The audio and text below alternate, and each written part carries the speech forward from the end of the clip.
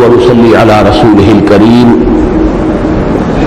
أما بعد فأعوذ بالله من الشيطان الرجيم بسم الله الرحمن الرحيم رب اشرح لي صدري ويسر لي أمري واحلل عقدة من لساني يفقهوا قولي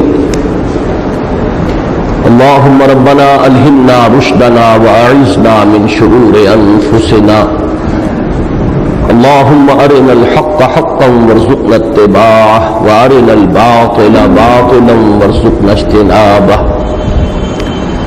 اللهم ربنا زدنا علما اللهم ربنا زدنا علما آمین یا رب العالمین۔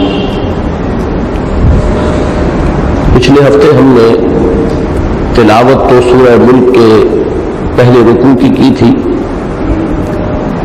لیکن یہ کہ ہمارا مطالعہ صرف ابتدائی 5 آیات تک ہو سکا تھا۔ ان میں جو بعض اہم مضامین آئے تھے ان کا میں اختصار کے ساتھ آج پھر اعادہ کر رہا ہوں۔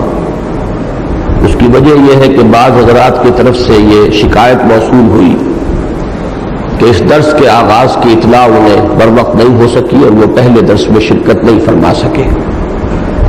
ظاہر بات ہے کہ اس پورے سبق کو تو میں اس وقت نہیں دہراؤں گا، لیکن جو اس کا اہم ترین حصہ تھا اس کے بارے میں اجمالاً آج دوبارہ عرض کروں گا۔ جہاں تک اس سورہ مبارکہ کی پہلی آیت کا تعلق ہے، یہ مطلع ہے اور اس میں بڑی گہری مشابہت ہے المسبحات، وہ صورت ہے کہ جو ابھی ہم نے جو قرآن مجید میں 10 صورتیں مدنی آئی ہیں، ان صورتوں سے پہلے سورہ حدید سے سورہ تحریم تک، پھر ان میں جو 5 صورتیں ہیں کہ جن کا آغاز سبح للہ یا یسبح للہ سے ہوتا ہے، تو ان کا مطالعہ ابھی ہم نے کچھ ہی عرصہ ہوا ہے کہ کیا ہے۔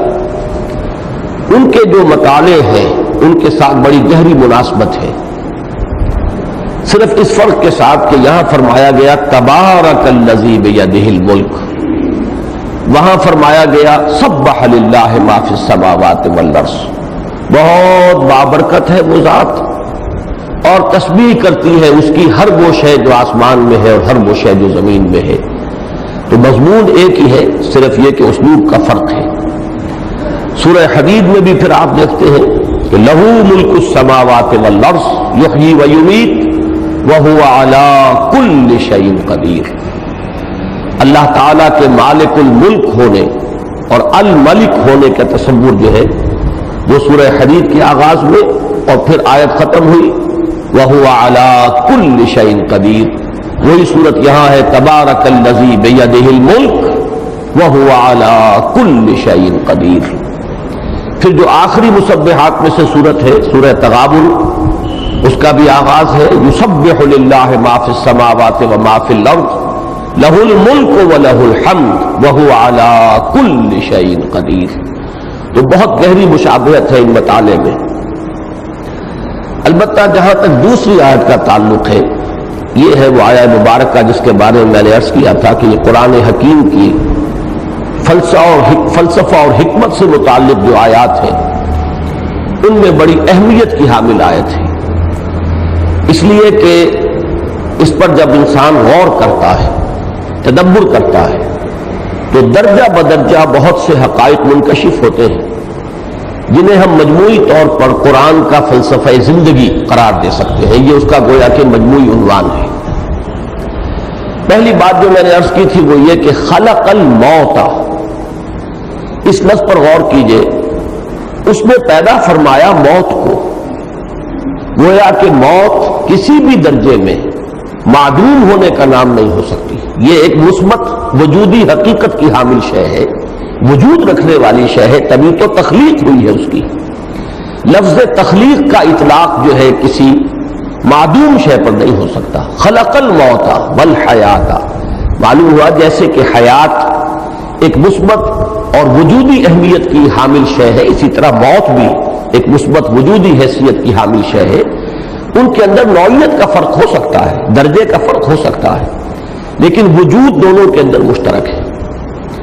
دوسری بات یہ سامنے آتی ہے کہ قرآن مجید کا عام اسلوب بھی یہ ہے، جہاں بھی یہ مضمون آتا ہے موت مقدم ہے حیات پر. خلق الموت والحیات. سورہ بقرہ میں فرمایا کیف تکفرون باللہ وکنتم امواتا فاحیاکم ثم یمیتکم ثم یحییکم. اور یہ مضمون اور بھی مختلف مقامات پر آیا ہے، جس سے اندازہ یہ ہوتا ہے کہ پہلے ایک موت اس زندگی سے قبل ایک موت ہے. سورہ حج کی آیت نمبر 66 میں فرمایا وَهُوَ الَّذِي أَحْيَاكُمْ ثُمَّ يُمِيتُكُمْ ثُمَّ يُحْيِيكُمْ. وہی ہے جس نے تمہیں زندہ کیا پھر تمہیں مارے گا پھر تمہیں زندہ کرے گا. تو زندہ اس شے کو کیا جاتا ہے کہ جو پہلے موت کی حالت میں موجود ہے. معلوم یہ ہوا کہ ایک وجود کی ہماری کیفیت وہ تھی جو اس دنیا میں آنے سے قبل تھی، اور اس پر بھی قرآن مجید نے لفظ موت کا اطلاق کیا ہے کنتم امواتا فاحیاکم. اسی طرح سورہ جاسیہ میں فرمایا قل اللہ یحییکم ثم یمیتکم ثم یجمعکم الی یوم القیامہ.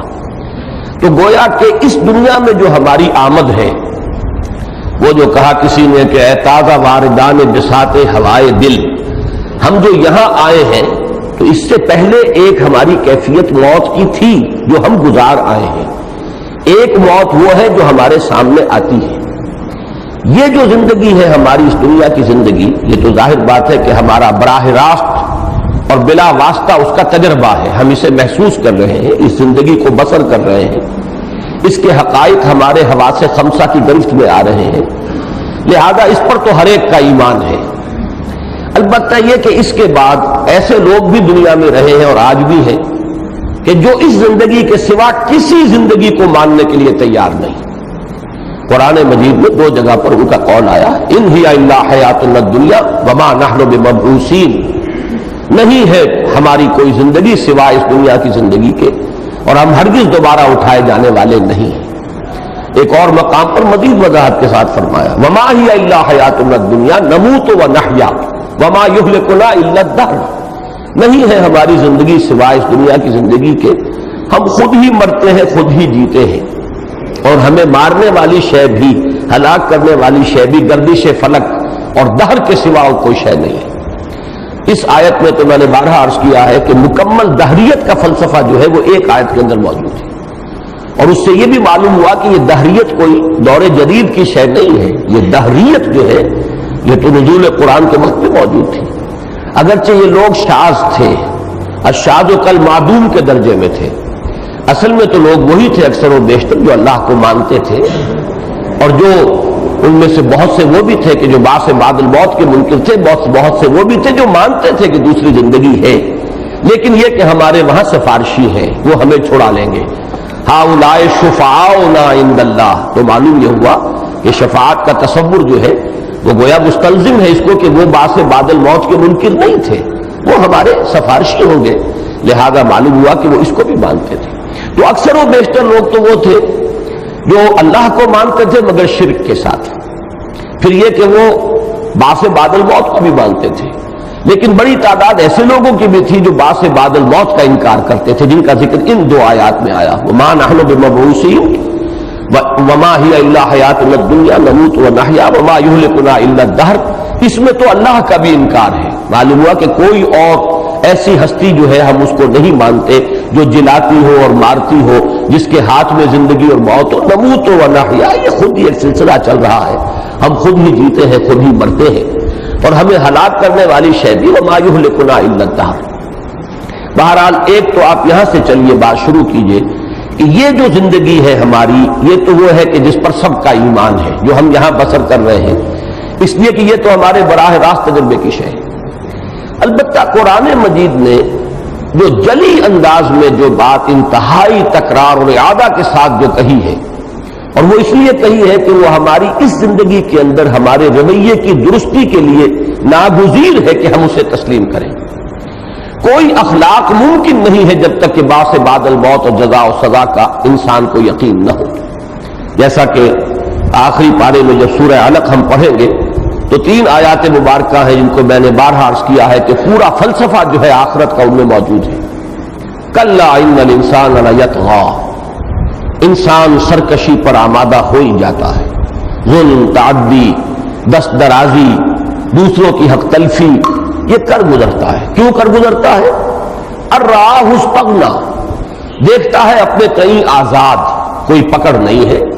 میں نے جھوٹ بولا، میری زبان پر چھالا بھی نہیں پڑا. میں نے مال کسی کا ہڑپ کر لیا، مجھے پیٹ میں درد بھی نہیں ہوا.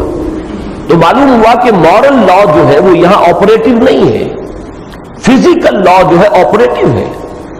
آپ انگارہ زبان پر رکھیں گے زبان جل جائے گی، جھوٹ بولیں گے، غیبت کریں گے، تہمت لگائیں گے، کچھ نہیں ہوگا. اسی طریقے سے آپ زہر کھائیں گے، سنکھیا کھائیں گے، مر جائیں گے. لیکن آپ حرام مال کھائیں گے، سود کھائیں گے، لوگوں کی میراث جو ہے وہ ہڑپ کر جائیں گے، وراثت جو ہے بہنوں کا حصہ ہڑپ کر جائیں گے، کچھ نہیں ہوگا. تو چونکہ وہ مورل لا یہاں آپریٹنگ نہیں ہے، اس کے نتائج نہیں نکلتے، لہذا انسان سرکش ہو جاتا ہے، بڑھتا چلا جاتا ہے تعدی میں، ظلم میں.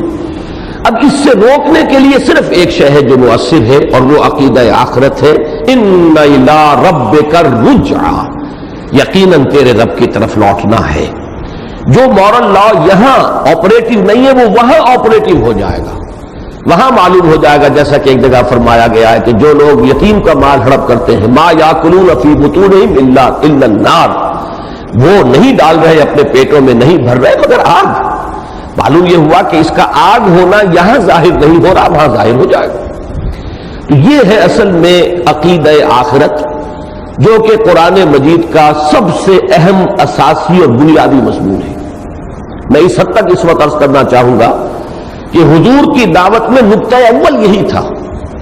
توحید کا مضمون بھی قدرے دیر میں جا کر وضاحت کے ساتھ سامنے آیا ہے، ورنہ شروع میں آپ کے تمام خطبات آغاز کے، اور آپ جیسا کہ دیکھتے ہیں کہ ابتدائی آیات جو آئی ہیں حضور سے خطاب میں، تو اس میں جو حکم ملا وہ انذار کا ہے.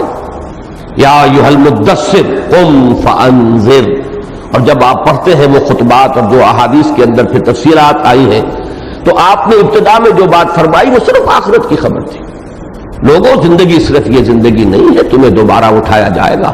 واللہ لتموتن کما تنامون ثم لتبعثن کما تستيقظون ثم لتحسبن بما تعملون ثم لتجزون بالاحسان احسانا وبالسوء سوءا وانها لجنة ابدا او لنار ابدا. خدا کی قسم تم سب پر موت وارد ہو جائے گی جیسے روزانہ رات کو سو جاتے ہیں، اور پھر تم سب اٹھا لیے جاؤ گے لازماً، جیسے کہ روزانہ صبح بیدار ہو جاتے ہو. پھر تمہارا حساب ہو کر رہے گا، پھر تمہیں بدلہ مل کر رہے گا، بھلائی کا بھلا بدلہ اور برائی کی بری سزا. اور وہ یا جنت ہے ہمیشہ ہمیش کے لیے، اور یا دوزخ ہے ہمیشہ ہمیش کے لیے. تو اہم ترین نقطہ یہی تھا، اس اعتبار سے کہ در حقیقت انسان کے اندر جو احساس ذمہ داری پیدا ہوگا وہ اس سے ہوگا، پھر وہ سوچنے پر آمادہ ہوگا. اس کے بعد دوسرا نقطہ آتا ہے در حقیقت توحید کا. اگرچہ جب ہم دین کے اصول بیان کریں گے تو ہمارا دین اصلاً دین توحید ہے، لیکن یہ کہ دعوت کے اندر ترتیب کچھ بدلتی ہے. جیسے کہ اگر آپ قرآن مجید میں جائزہ لیں گے تو رسولوں کے ضمن میں ہمیشہ جب مثبت بات آتی ہے تو تبشیر کا ذکر پہلے ہے. وما ارسلناک الا مبشرا ونذیرا رسلا مبشرین ومنذرین لئلا یکون للناس علی اللہ حجۃ بعد الرسل. تو اگر اصولی طور پر دیکھا جائے تو تبشیر مقدم ہے انذار پر، لیکن واقعاتی اعتبار سے دیکھا جائے تو ابتدائی آیات میں تبشیر کا ذکر ہی نہیں. یا ایھا المدثر قم فانذر وانذر عشیرتک الاقربین. اس لیے کہ معاشرہ بگڑا ہوا ہے، یہاں بشارت کسے دیں؟ یہاں تو بربادی ہے، تباہی ہے، ہلاکت ہے، اخلاقی پستی ہے، ظلم ہے، جور ہے، تعدی ہے، شرک ہے، کفر ہے، بشارت کسے دیں؟ لہذا اس وقت جو بات جو نمایاں ہو کر آئی ہے وہ انذار ہے.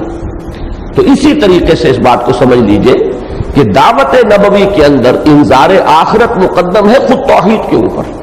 توحید کا مضمون بعد میں نکھر کر آیا ہے. بہرحال قرآن مجید نے سب سے بڑی حقیقت جو ہمارے سامنے رکھی وہ حیات اخروی. البتہ حیات اخروی اور اس حیات دنیاوی کے درمیان ایک شے ہے جس کا نام موت ہے. لیکن ذرا غور کریں گے تو معلوم ہوگا کہ اولاً تو موت معدوم ہونے کا نام نہیں، دوسرے یہ کہ ذرا تفصیل میں جائیے وہ خود ایک حیات ہے. موت کہاں ہے؟ اس کو ہم کہتے ہیں حیات برزخی. یہ حیات برزخی ہے. حضور صلی اللہ علیہ وسلم کا فرمان ہے کہ قبر جو ہے وہ یا تو جہنم کے گڑھوں میں سے گڑھا ہے اور یا جنت کے باغیچوں میں سے ایک باغیچہ ہے، تو وہ تو حیات ہی کی ایک شکل ہے۔ معلوم ہوا کہ لفظ موت کا اس پر اطلاق مجازن ہو رہا ہے، اسی لیے صحیح لفظ جو ہم استعمال کرتے ہیں وہ تو ہے انتقال، منتقل ہو جانا ہے، زندگی کی ایک حالت سے دوسری حالت کو منتقل ہو جانا ہے۔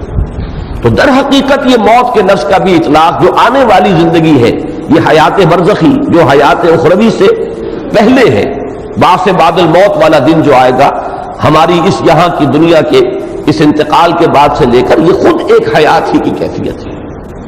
اب یہ چیزیں تو وہ ہیں کہ جو انسان کے عملی رویے کے لیے ضروری ہے کہ اس کا یقین اسے ہو، اس کا علم اسے ہو، تب وہ درست رہے گا۔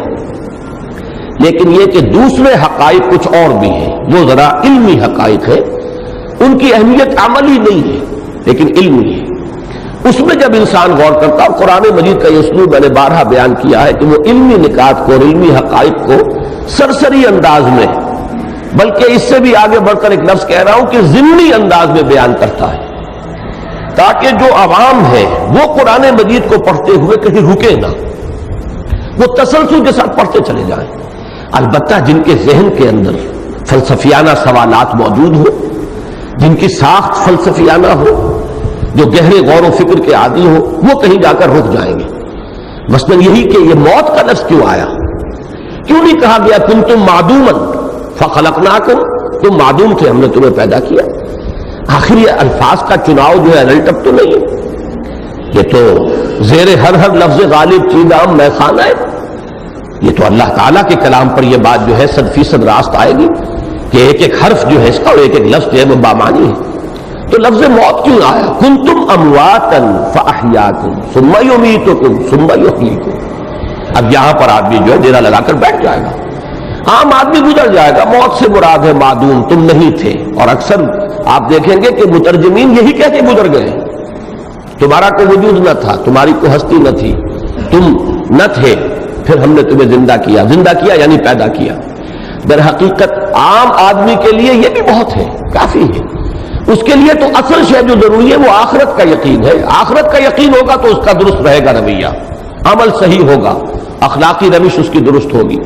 باقی یہ چیز جو ہے یہ تو پھر انہی کے لیے ہے کہ جن کے ذہن کے اندر وہ سوالات ہو، جو حقیقت زندگی پر غور کر رہے ہوں، جو ماہیت وجود پر غور کر رہے ہوں۔ اب یہ چیزیں جن کے سامنے ہیں وہ ان جگہوں پر آ کر رک جاتے ہیں، جیسے کہ کوئی سائنس کا طالب علم اپنی مائکروسکوپ کو فوکس کر کے بیٹھ جاتا ہے اور وہ پوری گہرائی کے اندر جو ہے وہاں پر اب وہ غور کر رہا ہے۔ اسی طریقے سے اور یہ بات جو ہے سب سے زیادہ نمایاں ہو کر آئی سورہ مومن کی اس آیت میں، جس میں کہ اہل جہنم کی فریاد نقل ہوئی ہے۔ عجیب آیت ہے، اس کا جو ردم ہے، اس کا جو فلو ہے، جس طریقے سے وہ مضمون چلتا ہے کہ اہل دوزخ جو ہے یہ فریاد کریں گے، پروردگار ربنا امتنا سنتین واحییتنا سنتین فاعترفنا بذنوبنا فهل الى خروج من سبیل۔ پروردگار تو نے ہمیں 2 مرتبہ مارا اور 2 مرتبہ جلایا، 2 مرتبہ زندہ کیا، 2 مرتبہ ہم پر موت وارد کی۔ اب اماتا کے لفظ پر غور کیجئے، اماتا جو ہے یہ فعل ہے، امتا تو نے ہمیں مارا، امتنا تو نے ہمیں مارا۔ اس کے لیے گویا کہ مستلزم ہے کہ پہلے کوئی زندگی ہو، زندگی ہوگی تو اس پر موت کا اطلاق ہوگا، موت وارد کی جائے گی۔ اگر ان آیات پر غور کیجئے تو معلوم ہوا کہ 2 زندگیاں ہم اس زندگی سے پہلے بتا آئے ہیں۔ میں 2 زندگیاں کہہ رہا ہوں، موت نہیں کہہ رہا۔ وہ کیا ہے؟ اب وہ ہے در حقیقت قرآن مجید کا وہ گہرا فلسفہ جو ہے کہ ہماری پہلی تخلیق ہوئی تھی عالم ارواح میں۔ میں اس لفظ تخلیق کا یہاں اطلاق کر رہا ہوں اس لیے کہ قرآن مجید میں بھی ایک جگہ یہ لفظ آیا ہے، فرمایا گیا ہے کہ جب قیامت میں ہم سب جمع ہوں گے، اللہ کے سامنے کھڑے ہوں گے، پوری نوع انسانی موجود ہوگی، حضرت آدم بھی ہوں گے، اور قیامت جب ہوگی اس وقت جو آخری انسان ہوگا وہ بھی ہوگا، پوری نوع انسانی ہوگی۔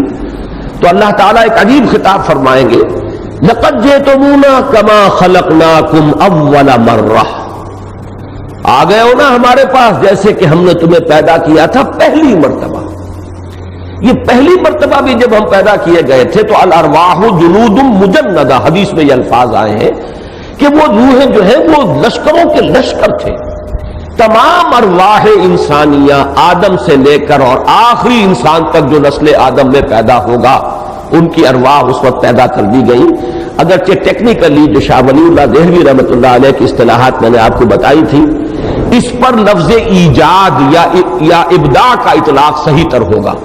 ایجاد ارواح یہ پہلا مرحلہ ہے، اور اس وقت ظاہر بات ہے کہ ہمارا جسم تو نہیں تھا، لیکن ہم سب تھے اپنے شعور ذات کے ساتھ کہ میں ہوں، آپ ہیں. اور اس وقت ہم نے ایک عہد کیا تھا اللہ سے، الست بربکم قالوا بلا. ظاہر بات ہے کہ یہ عہد جو ہوتا ہے یہ تو بقائمی ہوش و حواس ہوتا ہے. ہمیں اپنا شعور تھا جب ہم نے عہد کیا ہے. گویا کہ اس وقت کے دور کے بارے میں دو الفاظ نوٹ کر لیجئے. اس وقت ہم ارواح کی حالت میں تھے اور پورے شعور ذات کے ساتھ، سیلف کانشسنس کے ساتھ موجود تھے. یہ ہماری حیات اولا ہے، سب سے پہلی زندگی. اس کے بعد امتا، تو نے ہمیں مارا، یہ پہلی اماتا کا عمل ہوا ہے. اور اس کے بعد ان ارواح کو، میں بار بار لفظ استعمال کرتا ہوں، کسی کولڈ سٹوریج میں رکھ دیا گیا. یہ در حقیقت ارواح کی خوابیدگی کی ایک کیفیت ہے، سوئی ہوئی ہے ارواح. جیسے جیسے اب جو تخلیق کا عالم مادی میں، عالم اجساد میں جو تخلیق کا سلسلہ چل رہا ہے، تو جیسے ہی کسی ایک انسان کا بطن مادر میں، جس کے بارے میں حدیث میں آیا 120 دن کے بعد جب وہ بچہ جو ہے جنین کی شکل میں 120 دن کا ہو جاتا ہے، وہ روح جو ہے اس کی لا کر شامل کر دی جاتی ہے. فیرسل الملک، ملک کو بھیجا جاتا ہے. فینفخ فیہ الروح، پھر وہ اس میں روح پھونک دیتا ہے. اور روح سے ظاہر بات ہے کہ زندگی مراد نہیں ہے. زندگی تو اس سے پہلے کہ 120 دن جو ہے وہ بھی کوئی ڈیڈ تو نہیں تھا. وہ جنین، وہ امبریو جو ہے وہ لیونگ امبریو ہے. بلکہ یہ کہ اس سے پہلے، جیسے کہ سورہ دہر میں آئے گا، انا خلقنا الانسان من نطفۃ امشاج، ہم نے انسان کو پیدا کیا ملے جلے نطفے سے. تو وہ نطفہ کہ جس سے انسان کی تخلیق شروع ہوتی ہے، اس کا ایک جز آتا ہے مرد سے، باپ سے، اور ایک جز آتا ہے عورت سے، یعنی ماں سے. اور یہ دونوں جو ہے لیونگ سیلز ہیں، یہ ڈیڈ نہیں ہے، لیونگ سیلز ہیں. ان کے امتزاج سے پھر ایک سیل وجود میں آیا، اور اس سے پھر آگے تخلیق کا عمل جو ہے، ایمبریولوجی جس کو کہ ڈسکس کرتی ہے، وہ عمل شروع ہوا 120 دن کے بعد. اور یہ حدیث جو ہے بخاری کی ہے، بڑی پختہ حدیث ہے، غالباً متفق علیہ ہے. عبداللہ ابن مسعود رضی اللہ تعالی عنہ اس کے راوی ہیں. اور چونکہ مضمون اس کا ایسا ہے کہ جس میں لوگوں کو ہو سکتا ہے کہ اچنبھے کی کیفیت ہو، لہذا حضرت عبداللہ ابن مسعود فرماتے ہیں کہ حضور نے یہ فرمایا وَهُوَ الصَّادِقُ الْمَصْدُوقُ، اور وہ سچے ہیں اور ان کی سچائی کی گواہی دی گئی ہے.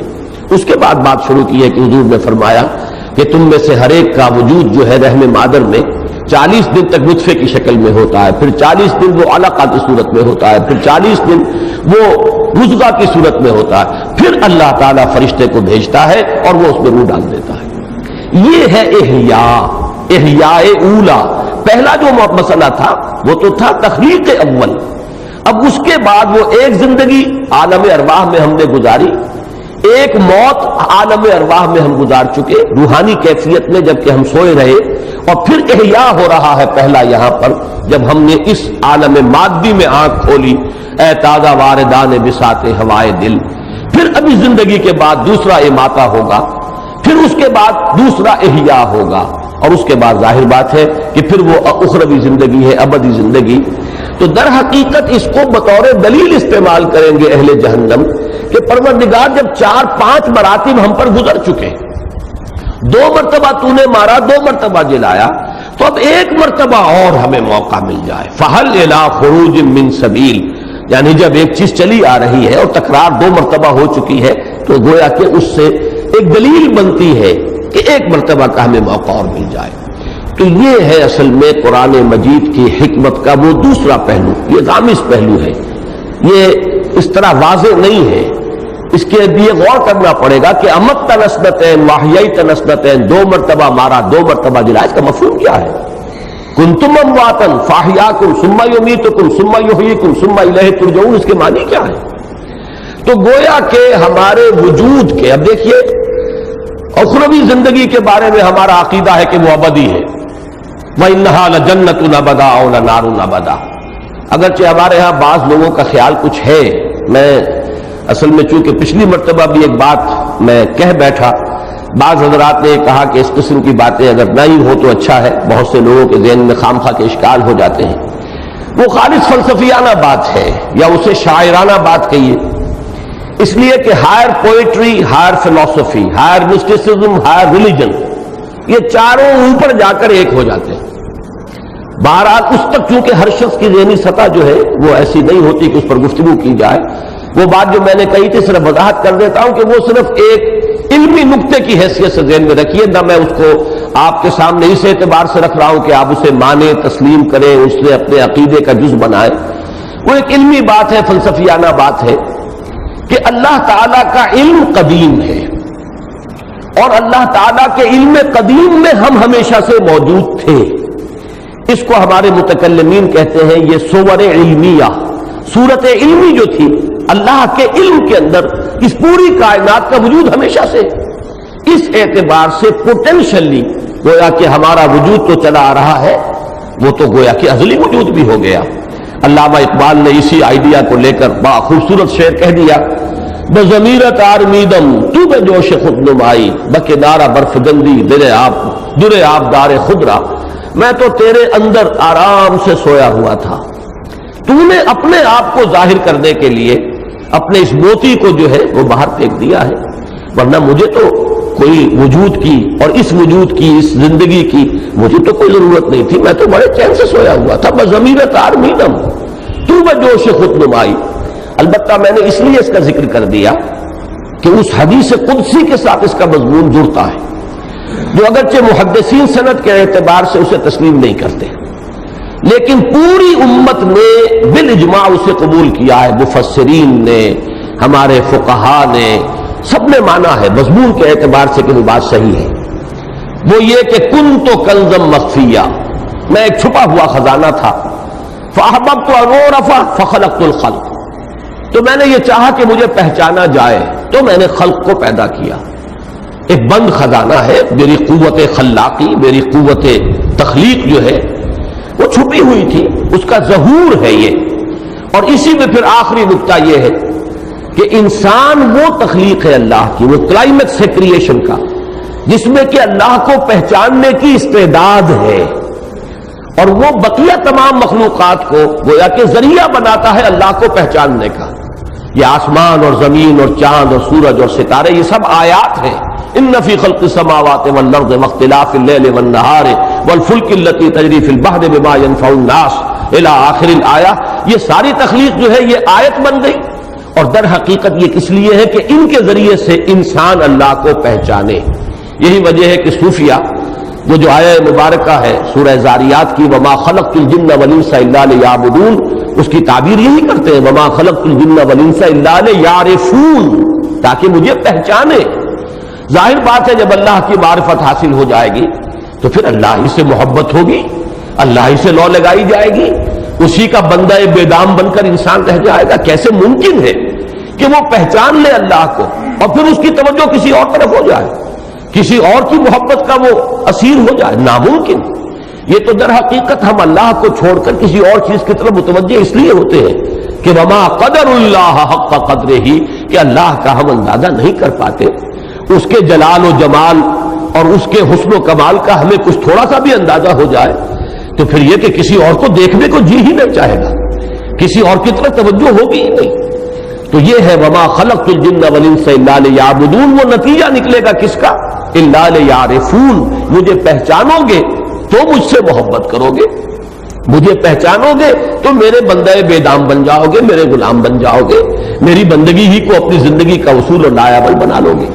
بہرحال یہ وہ حصہ ہے جو صرف ایک فلسفیانہ ایک بات، جن حضرات کے دلوں میں کوئی خواہش ہے کبھی وہ پڑھیں گے تو پھر یہ مسائل شاید آئیں، اس اعتبار سے میں نے صرف اس کا ذکر کر دیا ہے۔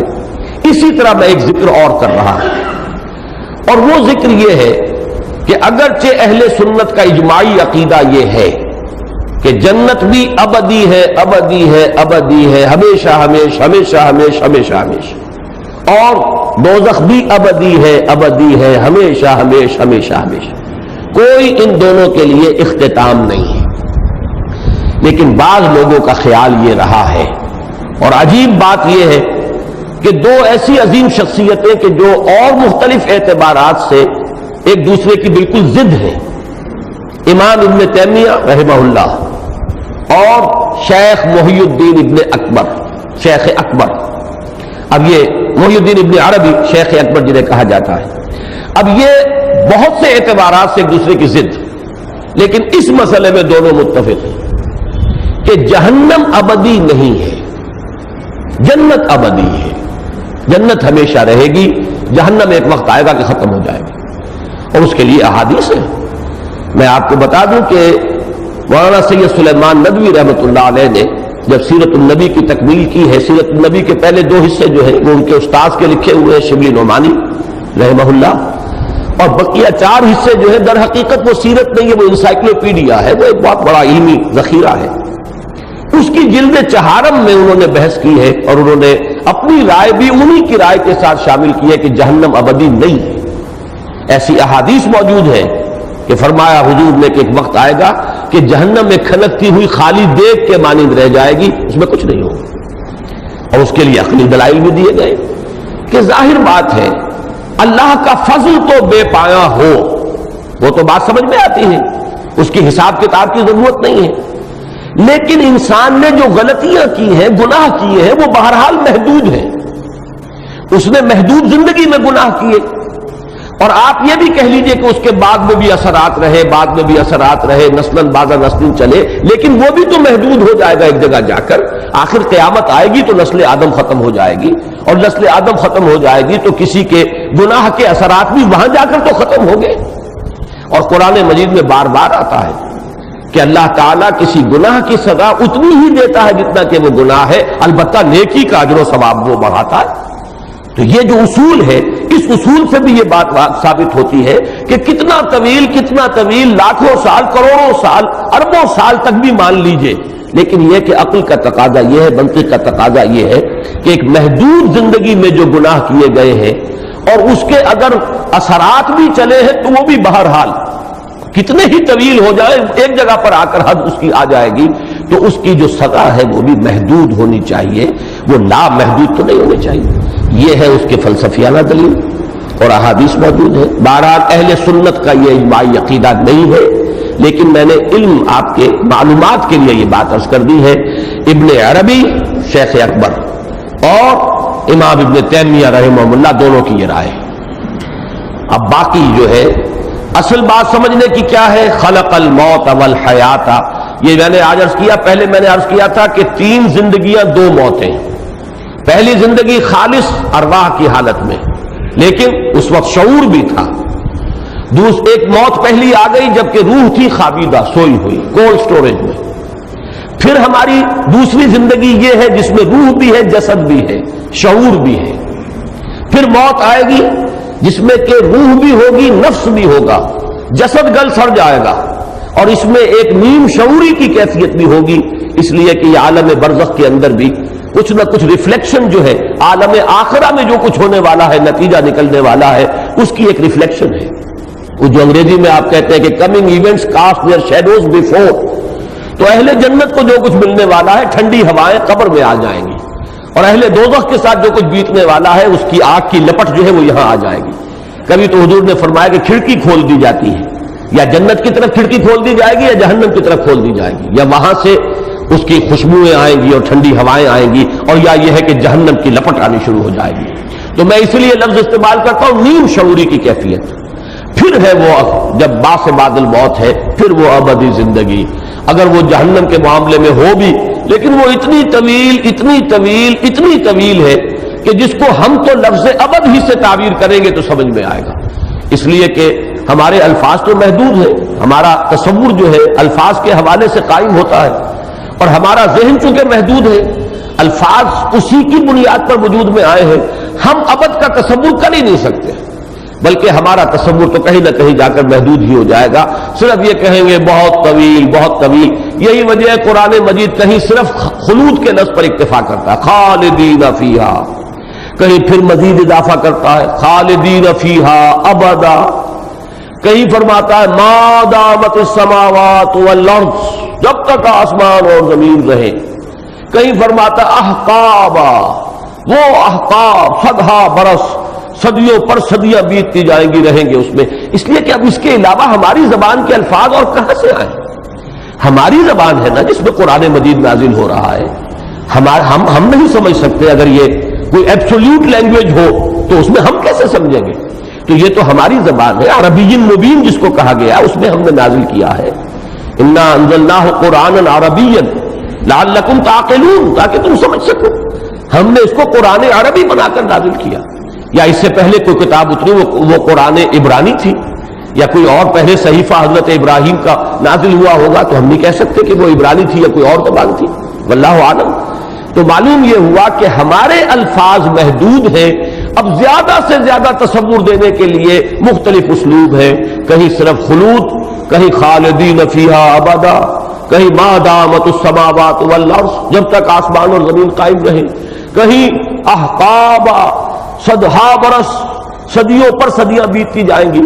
تو بہرحال یہ ہے تصور زندگی کا، اور میں نے جیسا کہ پچھلی مرتبہ آپ کو علامہ اقبال کا شعر سنایا، بہترین تعبیر، صحیح ترین تعبیر، میں نہیں سمجھتا کہ اس سے زیادہ خوبصورت تعبیر ہو سکتی ہے کہ تو اسے پیمانہ امروز و فردا سے نہ ناپ، جاویداں پہ ہم دواں ہر دم جواں ہے زندگی۔ اب یہ ہر دم جواں ہے زندگی، یہ الفاظ جو ہیں اس میں جو بھی کچھ یعنی کونوٹیشن، اس کا جو مفہوم ذہن میں آتا ہے، کچھ وہی ہے حقیقت کے قریب تر ہمارے ذہن کو پہنچانے والی بات، کہ تو اسے پیمانہ امروز و فردا سے نہ ناپ، جاویداں پہ ہم دواں ہر دم جواں ہے زندگی۔ ایک بات کی طرف اور اشارہ کر دوں، سورہ روم میں ایک بڑی پیاری بات آئی ہے کہ یعلمون ظاہرا من الحیات الدنیا، یہ لوگ حیات دنیاوی کے بھی صرف ظاہر ہی سے واقف ہیں، یعنی جو حیات دنیاوی، جیسا کہ میں نے عرض کیا، وہ ہمارا براہ راست تجربہ ہے، بڑے ہارڈ فیکٹس ہیں نا اس کے۔ یہاں کی مسرت بھی ایک واقعے کی حیثیت سے آتی ہے، اور یہاں کی بذرت یا کوئی ہمارے لیے کوفت ہے وہ بھی ایک واقعے کی حیثیت سے آتی ہے۔ یہاں کی خوشیاں بھی جو ہے بڑی کنکریٹ ہے، اور یہاں کے غم بھی بڑے کنکریٹ ہے۔ تو یہ ہے ہمارا ڈائریکٹ ایک اس کا تجربہ اور ایکسپیرینس۔ لیکن در حقیقت اس زندگی کی بھی جو اصل باطنی حقیقت ہے وہ ہمارے حواس کے دائرے سے باہر ہے، اور وہ ہے روح۔ اصل تو شے روح ہے، یہ جسد تو اس کا ایک مرکب ہے، اسے ایک سواری دے دی گئی ہے۔ لہذا ہم دنیا کی زندگی سے بھی جس سے براہ راست واقف ہے وہ در حقیقت مادی زندگی ہے۔ حقیقی زندگی جو ہے وہ تو روحانی زندگی ہے، وہ روح جو ہم میں پھونکی گئی ہے۔ اگر اس کو جان لیں تو جیسے کہ میں سورہ حشر کی اس آیت کے حوالے سے بڑی مفصل تقاریر کر چکا ہوں کہ وَلَا تَكُونُوا كَالَّذِينَ نَسُوا اللَّهَ فَأَنسَاهُمْ أَنفُسَهُمْ أُولَٰئِكَ هُمُ الْفَاسِقُونَ، ان لوگوں کے مانند نہ ہو جاؤ جنہوں نے اللہ کو بھلا دیا تو اللہ نے انہیں اپنے آپ سے غافل کر دیا۔ تو یہ اپنے آپ سے غافل ہو کر زندگی بسر کر رہا ہے انسان، وہ اپنے آپ کو صرف ایک حیوان سمجھ کر، ایک حیوان قرار دے کر، زیادہ سے زیادہ یہ کہ ذرا سلائٹلی مور ایوالوڈ اینیمل ہے، ذرا ہائر پلین آف ایوولوشن پر ہے، ذرا ایوولوشن ٹری کی ٹاپ پر آ گیا ہے۔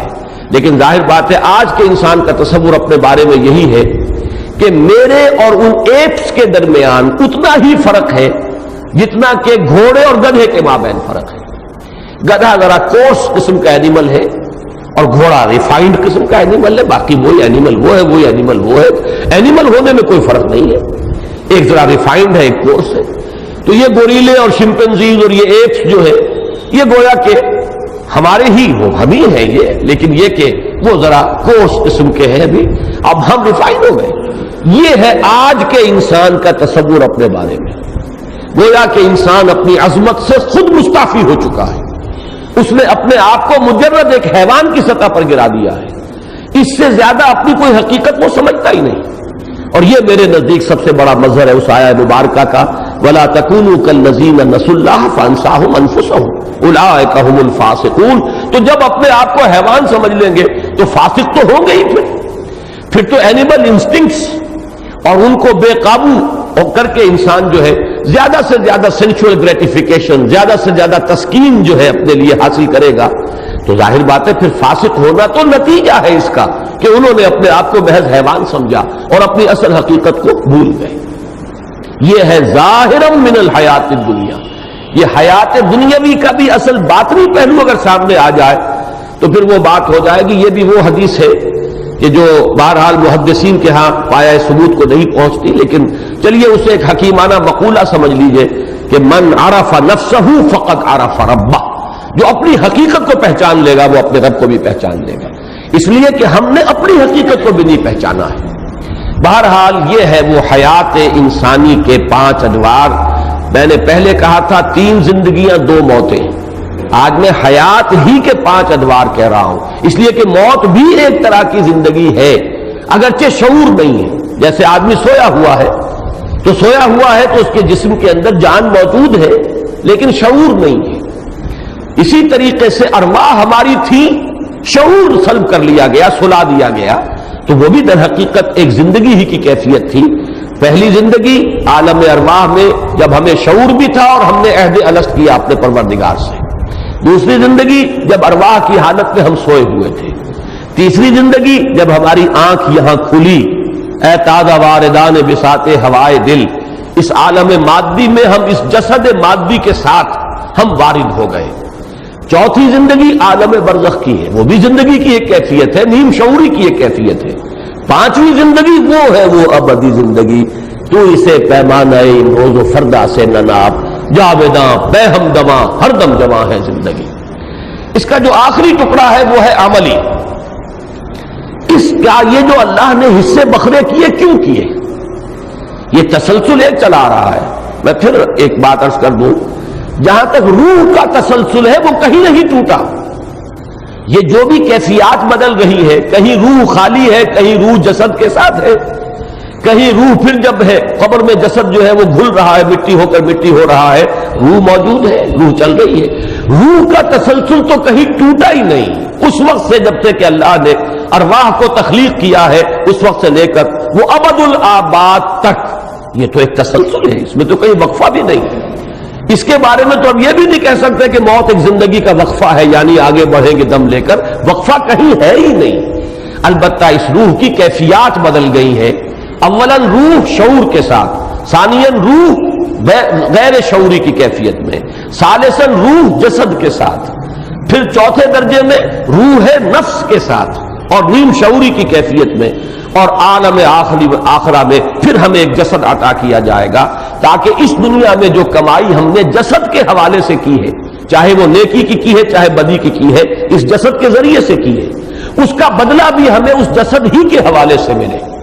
اس کی جو سزا ہے یا انعام ہے وہ بھی اسی جسد کے ذریعے سے ملے، اس لیے ہمیں جسد عطا کر دیا جائے گا. تو یہ 5 ادوار ہیں ہماری زندگی کے.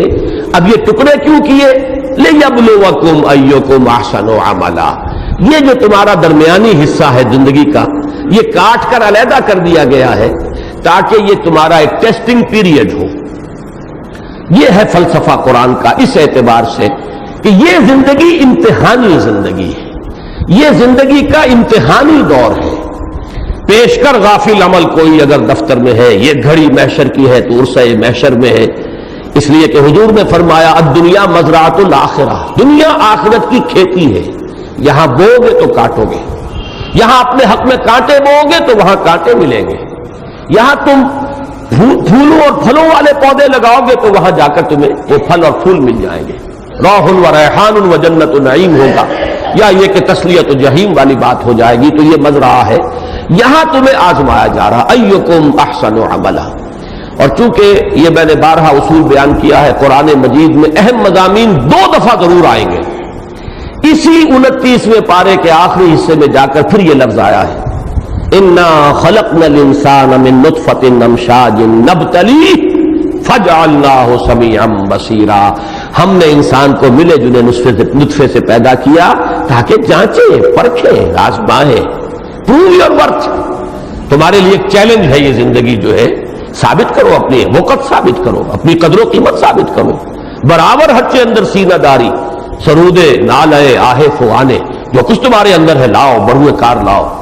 جیسے کہ میں نے قائد اعظم کا ایک جملہ بارہا آپ کو سنایا ہے کہ ان کا بڑا پیارا جملہ ہے کہ God has given us a golden opportunity to prove our worth as architects of a new nation and let it not be said that we didn't prove equal to the task. اسی طرح اللہ نے ہمیں ایک موقع دیا ہے، do your work لنبلوکم ایکم احسن عملا. نبتلی ہے ابتلا، میں پچھلی مرتبہ بیان کر چکا ہوں. بلا یبلو یہ ثلاثی مجرد میں آیا، ابلا یبلی یہ باب افعال سے آیا، ابتلا یبتلی یہ باب افتعال سے آیا. تینوں کا مفہوم ایک ہی ہے، آزمانا، جانچنا، پرکھنا. لنبلوکم ایکم احسن عملا وہو العزیز الغفور. عزیز اور غفور دونوں کا تعلق ہے جزا کے ساتھ. وہ زبردست ہے جو چاہے سزا دے، لیکن وہ غفور بھی ہے جس کو چاہے بخش دے. یغفر لمن یشاء ویعذب من یشاء، یہ اللہ کی ایبسولوٹ اتھارٹی ہے. یہاں میں نے پچھلی مرتبہ تو عرض نہیں کیا تھا، لیکن اس سے پہلے بعض مواقع پر بیان کیا ہے کہ ہمارا نقطۂ نظر اور دوسری طرف اس کے برعکس نقطۂ نظر ہے معتزلہ کا اور اہل تشیع کا.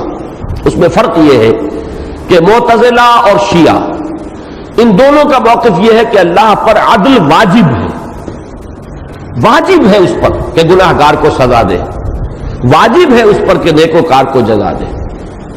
اہل سنت کا موقف یہ ہے کہ اللہ پر کوئی شے واجب نہیں، اللہ کے اختیار کو محدود کرنے والی کوئی شے نہیں. اللہ جسے چاہے، بڑے سے بڑے نیکوکار کو وہ چاہے جہنم میں جھونک دے، اس کا اختیار ہے، اس کی شے ہے، اس کی بنائی ہوئی شے ہے، جو چاہے کرے. اور بڑے سے بڑے کافر کو اور کٹر دشمن کو اور باغی کو چاہے بخش دے. اگرچہ ہم یہ جانتے ہیں کہ وہ ایسا نہیں کرے گا، یہ دوسری بات ہے. اس نے ہمیں بتایا ہے کہ میں عدل کروں گا، میں انصاف کروں گا، میں بدلہ دوں گا، میں سزا دوں گا، یہ اپنی جگہ پر ہے. لیکن یہ ہے کہ واجب ہم نہیں کہیں گے کہ اللہ تعالیٰ پر عدل واجب ہے، بلکہ یہ کہ اللہ کا اختیار مطلق ہے. یعذب من یشاء ویغفر من یشاء واللہ علی کل شیء قدیر. اگر یہ کیفیت نہ ہو تو پھر تو اس کی قدرت جو ہے وہ مطلق نہ رہی، اس کا اختیار مطلق نہ رہا. یہ وہو العزیز الغفور. باقی آیات کے بارے میں اب میں تفصیل میں نہیں جا رہا ہوں، کیونکہ یہی آیت تھی اس میں جس کے بارے میں نے عرض کیا تھا کہ یہ قرآن مجید کے فلسفہ اور حکمت کے ایک اہم پہلو سے بحث کرتی ہے. اب ہم آگے چل رہے ہیں. چھٹی آیت، والذین کفروا بربہم عذاب جہنم وبئس المصیر. اس سے پہلے ذکر تھا جنات کا، وہ شیاطین کہ وہ جب کچھ سان بن لینے کی کوشش کرتے ہیں تو یہی ستارے جو نظر آ رہے ہیں قمقمے لگے ہوئے اس سمائے دنیا پر، قریب ترین آسمان پر، یہیں سے ان پر میزائل بھی داغے جاتے ہیں. رجوما للشیاطین، ان کو سنسار کرنے کا اللہ تعالیٰ نے وہاں بندوبست کیا ہے. میں نے عرض کیا تھا کہ یہ مضمون تفصیل سے آئے گا سورہ جن میں، اور جنات کی حقیقت کیا ہے اور ہم سے وہ کس کس اعتبار سے مختلف ہے. آیا ان کا جو ہے معاملہ نبوت اور رسالت کا وہ کوئی اپنی جگہ پر علیحدہ ہے یا نہیں ہے، یا وہ نبوت اور رسالت کے ذیل میں جو انسانوں میں نبی اور رسول آئے ہیں انہی کے تابع ہے. یہ مسائل انشاءاللہ تعالیٰ وہ سورہ جن جب ہم پڑھیں گے اسی 29ویں پارے میں آ جائے گی، تب تفصیل سے گفتگو ہوگی. اس کے بعد فرمایا وَأَعْتَدْنَا لَهُمْ عَذَابَ السَّعِيرِ، اور ہم نے ان کے لیے دوزخ کا عذاب بھی تیار کیا ہوا ہے.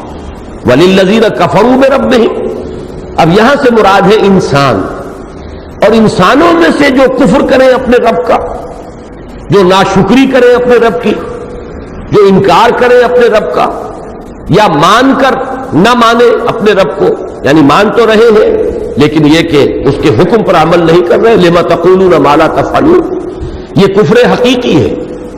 ایک کفر قانونی ہے جو مان نہیں رہا، ایک یہ کہ جو مان کر نہیں مان رہا، زبان سے دعویٰ کر رہا ہے لیکن عمل میں انکار ہے. جیسے فرمایا گیا سورہ جمعہ میں ہم پڑھ آئے ہیں کہ یہود کی مثال دی گئی ہے، بئس مثل القوم الذین کذبوا بآیات اللہ، بری ہے مثال اس قوم کی جس نے اللہ کی آیات کو جھٹلایا، تکذیب. اب ظاہر بات ہے کہ یہود نے تورات کی تکذیب تو نہیں کی، زبان سے تو کبھی نہیں جھٹلایا، وہ عملی تکذیب ہے. تو ایک کفر عملی ہے جس کی سب سے بڑی مثال منافق دعویٰ کر رہا ہے. اذا جاءک المنافقون قالوا نشهد انک لرسول اللہ واللہ یعلم انک لرسولہ واللہ یشهد ان المنافقین لکاذبون.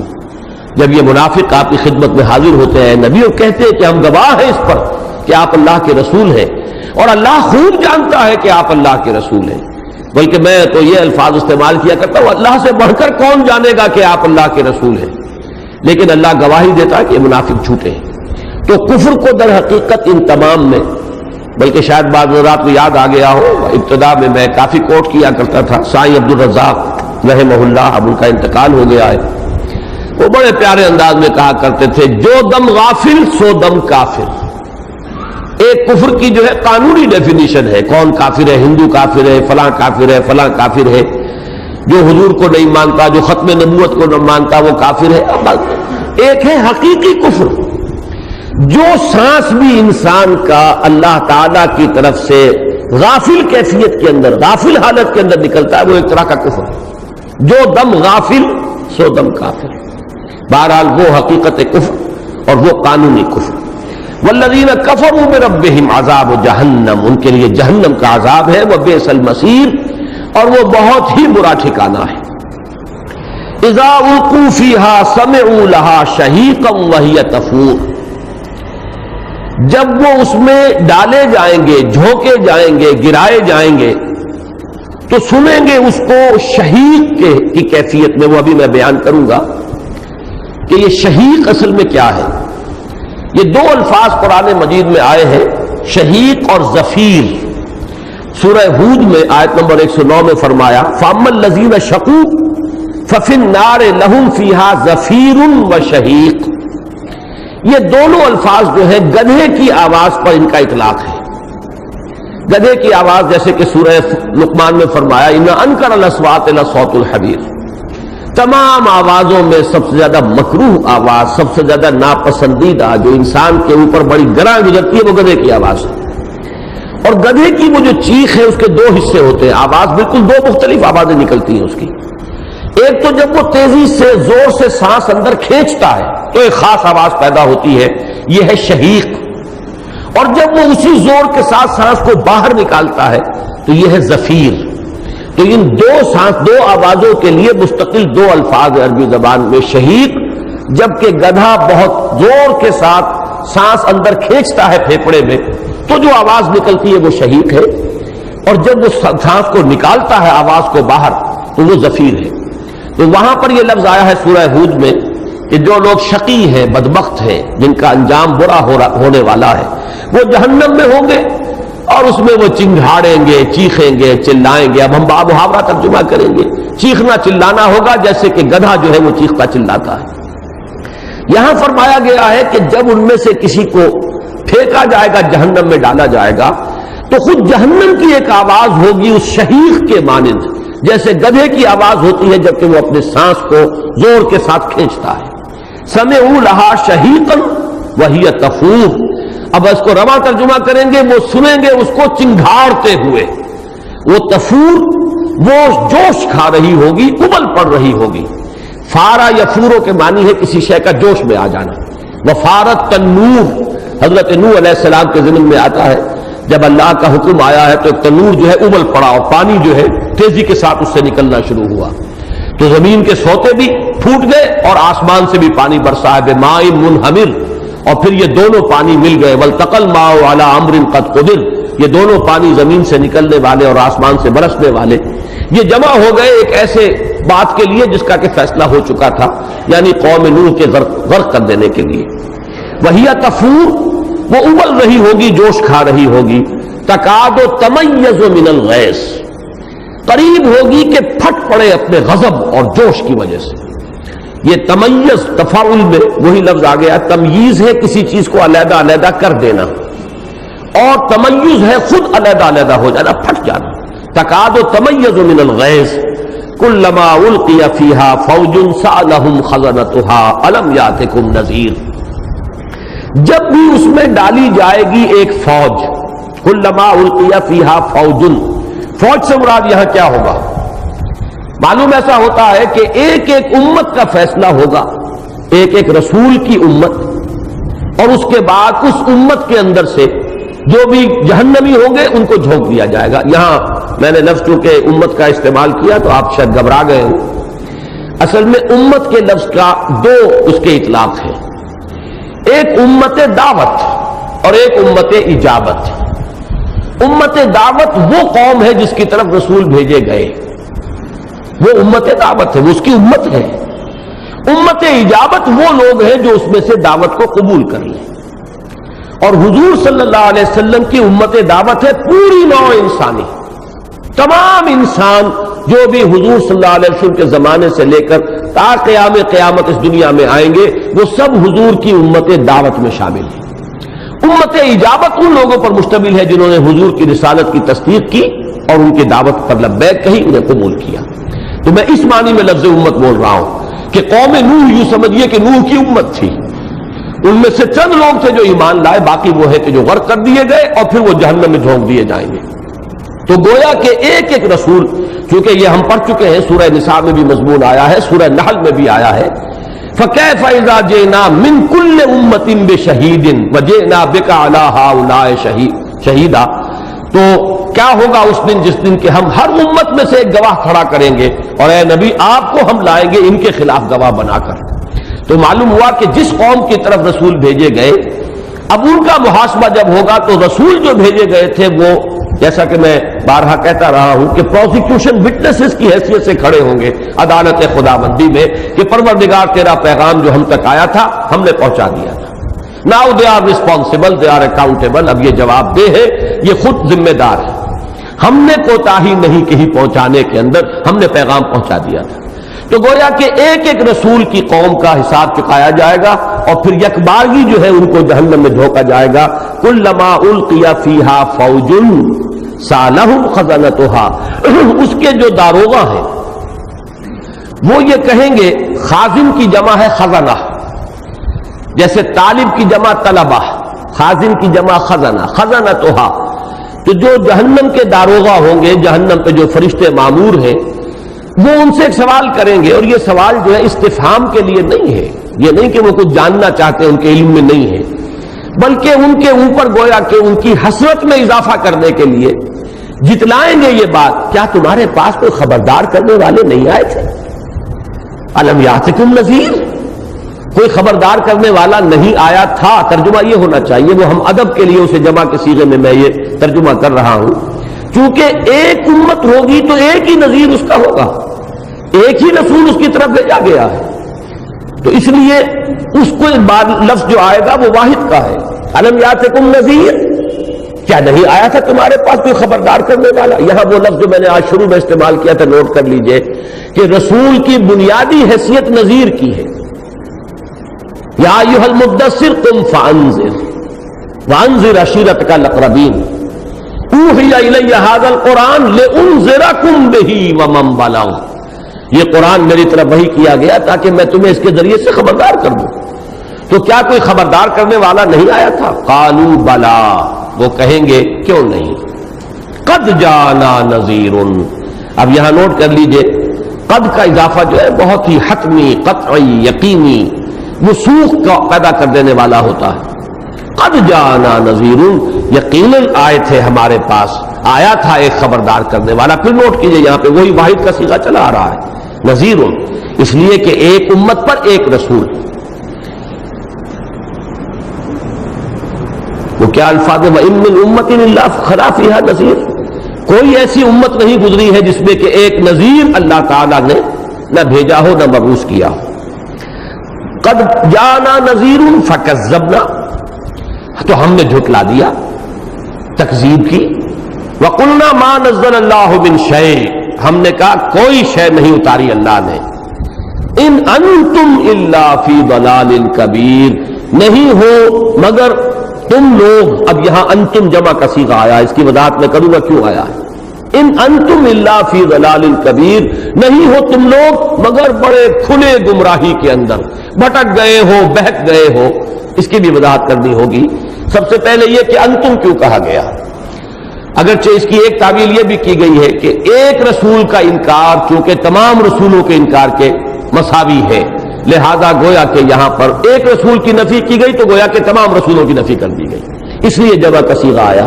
لیکن میرے نزدیک زیادہ قریب قیاس بات یہ ہے کہ کوئی رسول ایسا نہیں گزرا جس پر کچھ لوگ ایمان نہ لائے ہوں، اور وہ لوگ بھی پھر داعی ہو جاتے تھے، جیسے محمد الرسول اللہ صلی اللہ علیہ وسلم پر اولین ایمان لانے والے ابو بکر صدیق، اور پھر بہت بڑے داعی وہ بن گئے ہیں، اور آپ کو معلوم ہے کہ عشرہ مبشرہ چوٹی کے جو 10 صحابہ ہیں ان میں سے 6 حضرت ابو بکر کی دعوت پر ایمان لائے. تو گویا کہ اب یہ انتم کا صیغہ آ رہا ہے نبی اور ان کے ساتھی شہداء. وَجِيءَ بِالنَّبِيِّينَ وَالشُّهَدَاءِ وَقُضِيَ بَيْنَهُم بِالْحَقِّ وَهُمْ لَا يُظْلَمُونَ.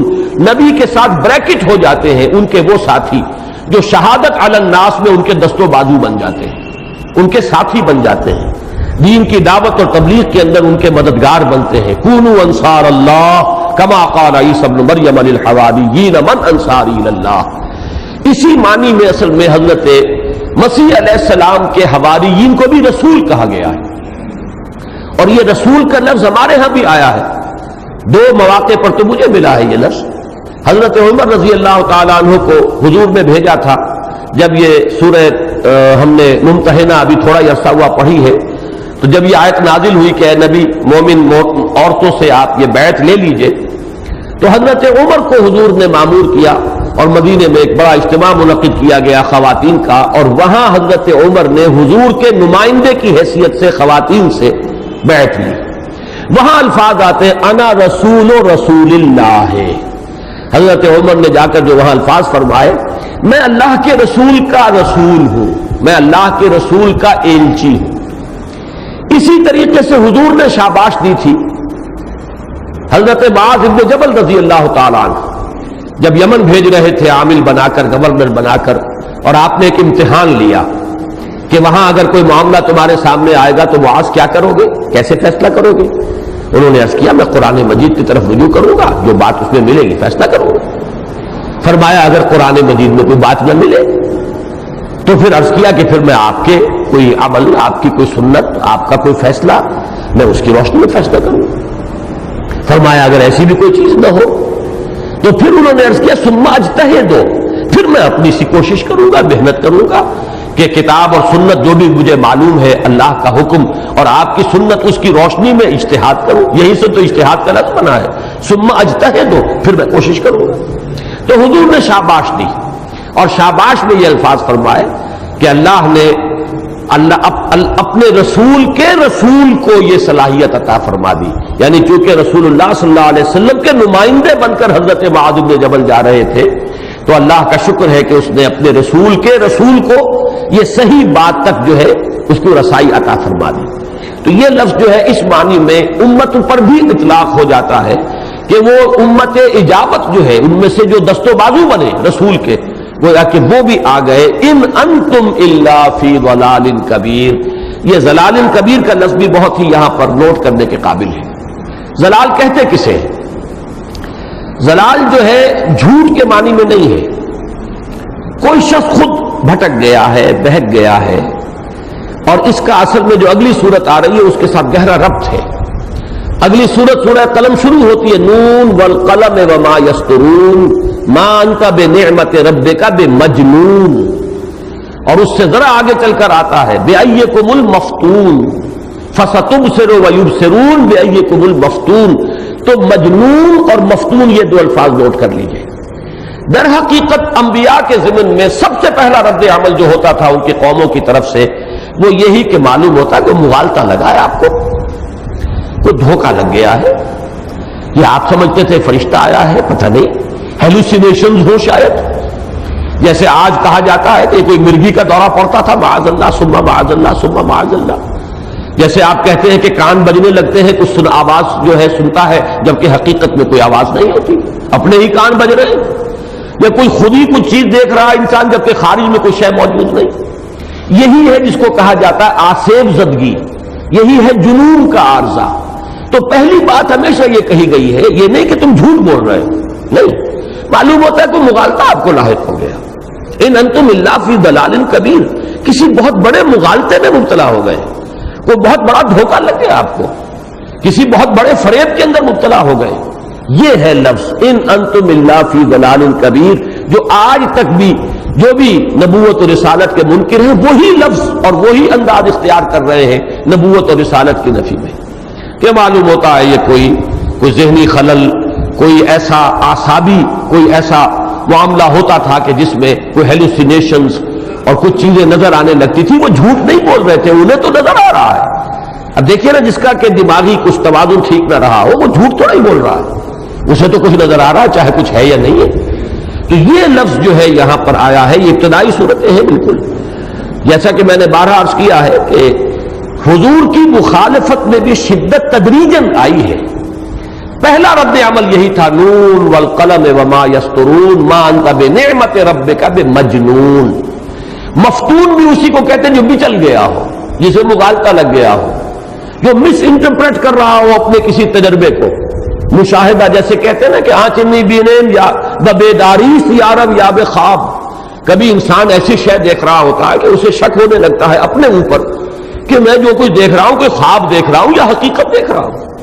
تو یہ جو کیفیت ہے یہ ہے جس کے لیے صحیح ترین لفظ ضلال ہے، اس لیے کہ ضلال جو ہے در حقیقت جیسے سورہ فاتحہ میں آیا ہے غیر المغضوب علیہم ولا الضالین، اس میں وضاحت ہوتی ہے کہ مغضوب علیہم وہ ہے جنہوں نے جان بوجھ کر حق کو رد کیا، حق کو قبول کرنے کے بعد، پہچاننے کے بعد پھر اس کو چھوڑا اپنی شرارت نفس کی وجہ سے، خواہشات کی وجہ سے، شہوات کی وجہ سے، مفادات کی وجہ سے، وہ مغضوب علیہم ہے۔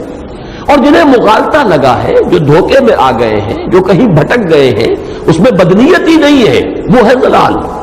اور یہ لفظ جو ہے کیونکہ خود حضور صلی اللہ علیہ وسلم کے لیے شروع میں استعمال ہوا ہے، وہ اس معنی میں وَوَجَدَكَ ضَالًّا فَهَدَىٰ، ہم نے پایا آپ کو تلاش حقیقت میں سرگرداں۔ ابھی وہ غور و فکر کے مراحل سے حضور گزر رہے تھے، جیسا کہ بڑی طویل حدیث جو حضرت عائشہ صدیقہ رضی اللہ تعالی عنہا سے مروی ہے کہ غار حرا میں آپ کیا کرتے تھے؟ غار حرا میں یتحنث فیہ، اور اس کے بارے میں مفسرین جو ہے شارحین حدیث ان کا کہنا یہ ہے کہ کان صفت تعبدہ فی غار حرا التفکر والاعتبار، غور و فکر، سوچ بچار، حقائق کی تلاش، اس میں حضور صلی اللہ علیہ وسلم کو گویا کہ اللہ تعالیٰ وہ ساری فکری منزلیں طے کرا رہا تھا۔ اور پھر ایک وقت آیا جبکہ دروازے پر دستک دی، دروازہ کھلا، جیسے کہ حضرت مسیح نے کہا کہ دروازے پر دستک دو کھولا جائے گا، تو دروازے پر دستک دی ہے، اور پھر اٹھتے ہیں حجاب آخر، کرتے ہیں خطاب آخر، افلاک سے آتا ہے نالوں کا جواب آخر، لیکن اس سے پہلے کی کیفیت کو جو اسی لفظ سے جو ہے اس کو تعبیر کیا گیا۔ تو یہ بڑا ہلکا لفظ ہے، اس میں جھوٹ والا لفظ نہیں ہے، اس میں کوئی دھوکہ اور فریب دینے والی نیت والی بات نہیں آئی۔ ان انتم الا فی ضلال کبیر وقالوا لو كنا نسمع او نعقل ما كنا فی اصحاب السعیر۔ یہ ٹکڑا بھی ذرا ایسا ہے کہ جس پر کوئی ڈیرا لگا کر بیٹھنا ہوگا۔ اور انہوں نے یہ کہا یا وہ کہیں گے، اصل میں تو یہ مکالمہ وہ ہے کہ جو جہنم میں جب جھونکا جا رہا ہوگا انہیں، اور جہنم کے داروغہ جب سوال کریں گے تو اس کے بعد کا یہ جواب ہے۔ قرآن مجید میں آخرت اور عاقبت اور جنت اور دوزخ کے احوال اور جنتیوں کی اور دوزخیوں کی، جنتیوں کی گفتگو، دوزخیوں کی فریاد، یہ سب صیغہ ماضی میں آتا ہے، یعنی اتنی یقینی ہے یہ باتیں کہ گویا کہ ہو چکی۔ ماضی کا در حقیقت جو ہے ایک معاملہ ایسا ہے کہ جو شے ہو چکی اس کے بارے میں شک کی گنجائش نہیں، جو ابھی ہونی ہے اس کے بارے میں شک ہو سکتا ہے، ہو نہ ہو، جو ہو چکی وہ ہر شک و شبے سے بالا تر۔ لہذا قیامت کے یہ حالات، عاقبت کے اور آخرت کے یہ حالات، یہ اس انداز میں بیان کیے جاتے ہیں کہ اتنے حتمی یقینی سمجھو کہ گویا کہ ہو چکے۔ وقالو، اور وہ کہیں گے، در حقیقت تو ترجمہ یہ ہونا چاہیے لیکن یہ کہ لفظی ترجمہ ہے، اور کہا انہوں نے لو كنا نسمع او نعقل ما كنا فی اصحاب السعیر، اگر ہوتے ہم سننے والے یا سمجھنے والے تو ہم ہرگز نہ ہوتے دوزخ والوں میں سے۔ اب یہ ایک تو یہ کہ ماضی استمراری ہوتا ہے یہ، جبکہ فعل مضارع پر کانا شروع میں آئے، کانا یفعلو، وہ کیا کرتا تھا، یہ ماضی استمراری بنے گا۔ لو کنا نسمع، یہ نہیں کہا کہ لو سمعنا، اگر ہم سنتے، نہیں، لو کنا نسمع، یعنی ایک پہم مسلسل ایک عمل ہے کہ سننا ہے اور متواتر سننا ہے اور توجہ کے ساتھ سننا ہے۔ اگر ہم سنتے ہوتے، اب میں یعنی صحیح اس کا اردو میں کیا ترجمہ ہونا چاہیے اس ماضی استمراری کے حوالے سے، اس پر اب آپ خود غور کر لیجئے کہ اگر ہم سنا کرتے ہوتے اور عقل سے کام لیتے ہوتے تو ہم ہرگز جہنمیوں میں سے نہ ہوتے۔ غور طلب بات یہ ہے کہ یہاں او کیوں آیا ہے؟ بظاہر تو سمجھ میں یہ آتا ہے کہ ایک بات سنی پھر اس پر غور کیا، اس میں تو واو آنا چاہیے۔ اگر ہم سنتے اور غور کرتے، یہ ہمارا جو بھی عام تصور ہے اس کے اعتبار سے یہاں تو حرف عطف آنا چاہیے، حرف تردید تو نہیں آنا چاہیے۔ یا جو ہے وہ حرف تردید ہے، یا وہ یا یہ۔ اس کے لیے بعض حضرات نے تو یہ کہہ کر بڑی آسانی سے جان چھڑا لی کہ یہاں او جو ہے بمانی وا ہے، یہ حرف عطف ہی ہے اصل میں، یہاں پر یہ او جو ہے در حقیقت واو ہی کی جگہ آیا ہے۔